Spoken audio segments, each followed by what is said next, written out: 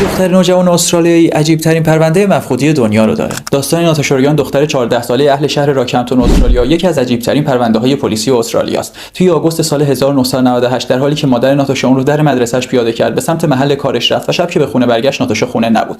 خانواده همون شب از همه دوست و آشناهاشون در مورد دخترشون سوال کردن اما هیچ کس خبری ازش نداشت و نگرانی زیادشون باعث شد که خیلی سریع نیروهای پلیس رو در جریان قرار بدن و پرونده مفقودی ناتاشا رسما باز شد. خبر این اتفاق خیلی سریع پخش شد و تقریبا تمام نیروهای گشتی پلیس و کلی داوطلب مردمی دنبال ناتاشا میگشتن و همینطور که روزها بدون هیچ خبری از این دختر سپری میشد شانس زنده بودنش در نگاه همه کمتر و کمتر میشد. پلیس هیچ سرنخی راجع به اینکه چه اتفاقی برای ناتاشا افتاده نداشت و فقط گمانه‌هایی راجع به اینکه دوست صمیمیشون رو به قتل رسونده میشد که خیلی سریع رد شدن. خانواده‌اش هم که حالا با گذشت چندین ماه هیچ امیدی به زنده بودن بچه‌شون نداشتن، فقط می‌خواستن جسد دخترشون پیدا بشه. این شرایط ادامه داشت تا سال 2003 که قاتل سریالی معروف شهر راکمپتون به قتل ناتاشا اعتراف کرد و خیلی سریع هم تحت محاکمه قرار گرفت. توی هفته‌های اول دادگاه بود که اداره پلیس نامه